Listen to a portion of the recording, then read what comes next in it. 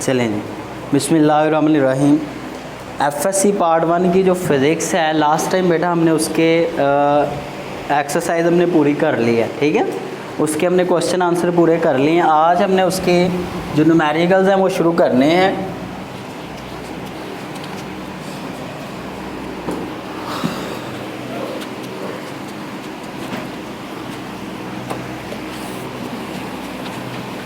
आज हम 3 न्यूमेरिकल करेंगे बेटा जी। पहला न्यूमेरिकल है, कह रहा है suppose in a rectangular coordinate system. हमारे पास एक रेक्टेंगुलर कोऑर्डिनेट सिस्टम है, वो ये होता है एक्स और वाई, ठीक है। आगे कह रहा है has a tail a vector has tail at the point P -2 -3। देखें भाई, एक वेक्टर है, उसकी जो टेल है वो कहाँ पे है, एक P पॉइंट है, उसके कोऑर्डिनेट्स क्या है -2 -3, यानी कि x की वैल्यू यहाँ पे -2 है और y की वैल्यू -3 है। आगे भाई एंड इट्स टिप, और इसका जो बेटा इस वेक्टर उसके बाद and its tip at 2 3, sorry ये आपके पास एक वेक्टर है, अभी बताने लगूँ। ये टेल जो आपका ये एक वेक्टर ले ले, इसका टेल यहाँ पे आ रहा है और इसका जो हेड है यानी कि इसकी टिप है वो कहाँ पे आ रही है, वो Q पॉइंट पे आ रही है और वो पॉइंट क्या है 3 और 9 है, ये कोऑर्डिनेट है, ठीक है।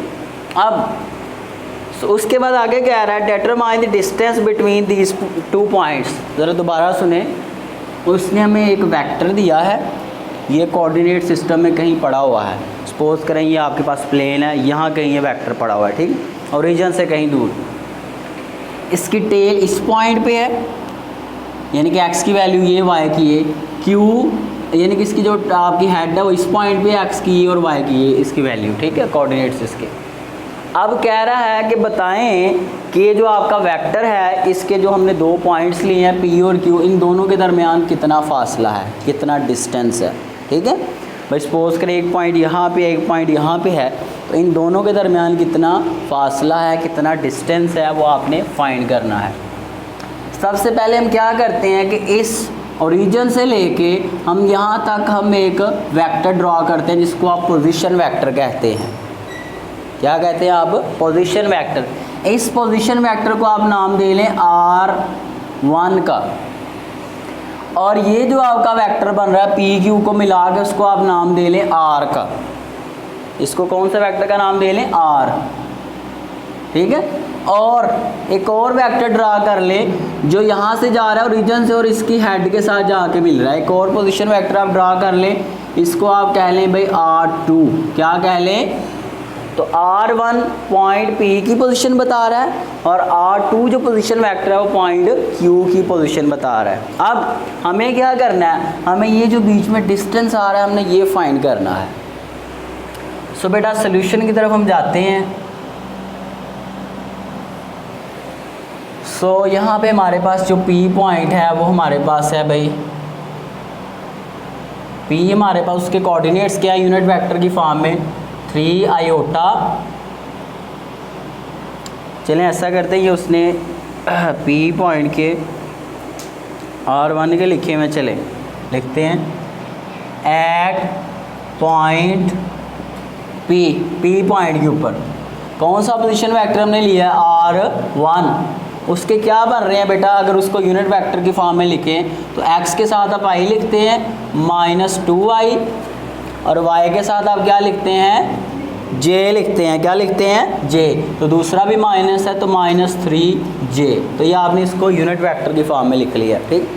उसके बाद q को भी हम ज़रा भी लिखते हैं, वो कौन से पॉइंट पे, एट पॉइंट Q, वहाँ पे कौन सा यूनिट वेक्टर लिया R2, और वो कितना है हमारे पास 3i + 9j है, ठीक है। ये बेटा आपको पता है कि x के ऊपर आप कौन सा यूनिट वेक्टर लेते हैं, i, तो x वाली वैल्यू के साथ मैंने i लिखा है और y वाली वैल्यू के साथ मैंने j लिखा है, ठीक है। तो इसको मैंने यूनिट वेक्टर्स की फॉर्म में इन पॉइंट्स को मैंने लिख दिया है। अब ज़रा उसके बाद तो हमारे पास ये, अगर मैं यहाँ पे हेड टू टेल रूल लगाऊँ इस सारे के ऊपर,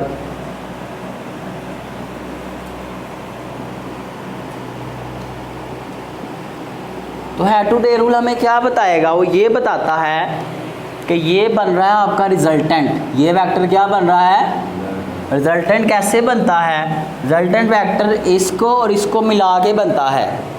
तो रिजल्टेंट वेक्टर यानी कि आपके पास जो R2 है वो इक्वल है किसके, R1 प्लस R के। ठीक है बेटा, हमें क्या चाहिए, हमें यहाँ पे R चाहिए, तो R को इधर रहने, इसको इधर ले आए। So this simplifies R is equal to R2 minus R1 आपके पास बन जाएगा। ठीक है, ज़रा आप इसको सॉल्व करें, वैल्यूज पुट करें। R2 की क्या वैल्यू है, ये है 3 आयोटा प्लस 9j, और उसके बाद माइनस आ रहा है। R1 की क्या वैल्यू है, माइनस 2 आयोटा नहीं सॉरी आई है ये यूनिट वेक्टर, माइनस 3j। अब ज़रा सॉल्व करें, तो ये माइनस माइनस क्या हो जाएगा, प्लस 3 और 2 कितना हो गया 5i, और ये भी प्लस हो जाएगा, तो 9 और 3 कितना हो गया 12 प्लस 12j। ज़्यादा समझ आ रही है कि नहीं ज़्यादा।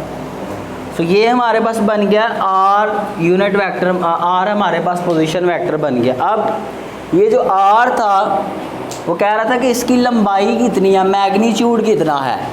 फासला या लंबाई बेटा ये जस्ट मैग्नीट्यूड होता है। ठीक है, सो हमें R तो वेक्टर मिल गया है, हमें उसका मैग्नीट्यूड भी चाहिए कि वो कितनी लंबाई है उसकी। सो आपको पता है कि जब भी आपने मैग्नीट्यूड फाइंड करना हो तो उसको ऐसे लिखते हैं, और कैसे फाइंड करते हैं, एक्स और वाई वालों का स्केयर ले लेते हैं और उनको ऐड कर देते हैं, और उनका ऊपर क्या ले लेते हैं, स्केयर रूल ले लेते हैं। याद है कि नहीं याद, मैंने बताया था ना कि f is equal to F X plus F Y, इन दोनों के स्केयर ऊपर ये कुछ इस तरह से। ठीक है, तो यहाँ पे इनको ज़रा सॉल्व करते हैं। तो 5 का स्केयर कितना हो गया 25 प्लस 12 का स्केयर कितना हो गया 12 है, ये 144। चलें ज़रा इन दोनों को ऐड करें तो बन जाएगा 169, और ये आंसर कितना आ जाएगा 30 यूनिट्स। यानी कि इतना बीच में आपका इसकी लेंथ बढ़नी है इस वेक्टर की, जो आपने इन दोनों पॉइंट्स के बीच में लिया हुआ है। ठीक है, यही आंसर है। चलें भाई, अब ज़रा इसका मैं न्यूमेरिकल नंबर 3 करता हूँ, वो उस पर सॉल्व नहीं है। सो हमारे पास 3 क्या कह रहा है, 2 नहीं करेंगे भाई हम। कह रहा है what is the unit vector in the direction of the vector A. कह रहा है कि यूनिट वेक्टर निकाल के बताएं। यूनिट वेक्टर को ऐसे ही लिखते हैं ना, कैप ऊपर डाल के। ठीक है, कि इसकी डायरेक्शन में हमें एक वेक्टर दिया गया है, ए वेक्टर, वो क्या है 4i प्लस 3j। सोल्यूशन की तरफ जाते हैं भाई, ये डाटा हमारे पास है। ठीक है, चलें भाई, आपको मैंने बताया था कि एक जो वेक्टर होता है वो 2 चीज़ों का कॉम्बिनेशन होता है, उसका मैग्नीट्यूड साथ में उसका यूनिट वेक्टर। ठीक है, सो अगर हमने यूनिट वेक्टर फाइंड करना हो तो दिस सिंपलाइज, यूनिट वेक्टर का डायरेक्ट फार्मूला मैंने आपको लिखवाया था। ये का मैग्नीट्यूड ऐसे भी लिख सकते हैं और खाली सिंपल ए भी लिख सकते हैं। ठीक है, सो अभी हमारे पास ये वैल्यूज़ हैं, हम वैल्यूज़ पुट करते हैं। मसला ये है कि हमारे पास ए वेक्टर तो है लेकिन ए का मैग्नीट्यूड नहीं है, तो क्यों ना हम पहले ए का मैग्नीट्यूड फाइंड कर लें। सो ए का मैग्नीट्यूड आप कैसे फाइंड करेंगे, ये जो आपको यूनिट वेक्टर्स दिए इनका स्केयर लेके इनको ऐड कर देंगे। अपना काम करो छोटू, 4 का स्केयर कितना हो गया 16 प्लस 3 का स्केयर कितना हो गया 9, और ऊपर इनका ये आपने स्केयर रूल ले लिया। ठीक है, चलें एक स्टेप मैंने एक्स्ट्रा कर दिया, बस यहाँ पे ये होगा 4 स्केयर प्लस 3 का स्केयर और उसका ऊपर ही अंडर रूट। ये कितना बनेगा 25 का क्या निकलता है 5। सो ए का जो मैग्नीट्यूड है हमारे पास बेटा वो कितना है 5 है। सो हमारे पास मैग्नीट्यूड भी आ गया है और हमारे पास वेक्टर भी है। सो इसको आप कह लें equation number 1, put in 1, put करें में 1 में हमारे पास a unit vector is equal to A, हमारे पास जो वेक्टर है वो कितना है 4i plus 3j over magnitude कितना है 5, तो ये है यूनिट वेक्टर, ये आंसर है। ठीक है, अब ज़रा आगे देखते हैं। इसका जो न्यूमेरिकल नंबर हमारे पास 2.4 है, आज का वो आखिरी आपका न्यूमेरिकल। यहाँ कर दूँ बेटा, वो कर दें यहाँ पे। चलें भाई, और से बस आपने इसको समझना है, कोई मुश्किल नहीं है इसमें। कह रहा है 2 particles are located at R1, 2 points हैं, 2 पार्टिकल्स हैं, 2 चीज़ें हैं। एक जो है वो R1 वेक्टर पे पड़ा हुआ है, दूसरा कहाँ पड़ा हुआ है R2 वेक्टर पे पड़ा है, यानी कि ओरिजिन से जिस तरह यहाँ पे हमने वेक्टर नहीं थे ड्रा किए, यही समझ लेंगे एक ये पार्टिकल है बेटा, इधर एक ये पार्टिकल है R1 पे है और एक ये पार्टिकल है R2 पे है। ठीक है, आगे find both the magnitude of vector, यानी कि बीच में ये जो वेक्टर बन रहा है इसका मैग्नीट्यूड भी फाइंड करें, वही जो पीछे आपने फाइंड किया, और साथ में ये भी बताएं ओरिएंटेशन कि आपका जो वेक्टर है वो किस फेज में आ रहा है, कौन से पहले में है, क्वाड्रेंट कौन सा है, उसकी डायरेक्शन क्या, वो निकाल के आप बताएं। तो सिंपल है बेटा, अभी हम करके देखते हैं। सबसे पहले तो उसने फाइंड बोथ द मैग्नीट्यूड, और उसने साथ बता दिया कि मैग्नीट्यूड अगर आपने फाइंड करना हो तो R2 माइनस R1 आपने करना है, जैसे यहाँ पे कुछ हमने चीज़ें की थी। ठीक है, सो जो आपका उस वेक्टर का, चले में लिखते हैं डाटा, न्यूमेरिकल नंबर 4 है, आपको एक R1 दिया गया है वेक्टर 3i प्लस, और छोटू इसको कुंडी लगाओ उठ के, R2 हमारे पास कितना है 2 माइनस 2i प्लस 3j, और कह रहा है find both the magnitude of vector, इन दोनों को माइनस करें अगर आप, तो सपोज करें वो बन रहा है R वेक्टर, तो R2 माइनस R1, इन दोनों का इस वेक्टर, इन दोनों को माइनस करें, जो वेक्टर आ रहा है उसका मैग्नीट्यूड भी निकालें, वो आपने निकालना है। सपोज करें उसका मैग्नीट्यूड जो है वो है हमारे पास ये आप फाइंड करें। साथ में ओरिएंटेशन का मतलब है कि इसका थीटा फाइंड करें, ये कितना एंगल बन रहा है इस वेक्टर का एक्स एक्सिस के साथ। चलें अब ज़रा इसको हम सॉल्व करते हैं, होगा क्या, सोल्यूशन होगा और क्या होगा। चलें भाई, सबसे पहले तो हम ये R फाइंड करते हैं जो R2 माइनस R1 के इक्वल है, R is equal to R2 minus R1। चलें वो किसके इक्वल है, R2 पहले लिखे रकम माइनस 2i प्लस 3j, और माइनस आप डालेंगे तो माइनस हमारे पास कितना, कौन सा माइनस डाल के उसके बाद आपने R1 लिखना है, वो कहाँ पे है 3i minus 3i minus 7j। मैं डायरेक्ट ही बेटा इसके साइन चेंज कर दिए मैंने। ठीक है, ये सारी टर्म आपकी R2 है और ये सारी टर्म R1 है। ठीक है, मैंने साइन डायरेक्ट ही मैंने चेंज कर दी। अब सो ये कितना बन जाएगा, आई वालों को आपस में करेंगे आप सिर्फ R लिख रहा हूँ, बीच वाले नहीं लिख रहा, माइनस 5i माइनस 4j। ठीक है, अब हमें मैग्नीट्यूड चाहिए, अभी ये सॉरी आपके पास वेक्टर आया है, क्या आया है, वेक्टर आया है। अब ज़रा जब हम इसका निकालेंगे बेटा, आप मैग्नीट्यूड तो कैसे निकालेंगे, इसको आप इस तरह डाल लें ये। अब तो मैग्नीट्यूड निकालना तो कैसे निकालते हैं, R डाल के उसके ऊपर इस तरह से ये आप लाइंस डालते हैं, ये मैग्नीट्यूड को शो करते हैं। तो मैग्नीट्यूड कैसे निकालेंगे, ये जो दोनों आपके पास आए हैं आपके पास x और y यूनिट वेक्टर, इनका आप क्या लेंगे, स्केयर लेंगे, और इनको क्या करेंगे, ऐड करेंगे। तो क्या बनता है 25 प्लस 16 कितना बनेगा भाई 41।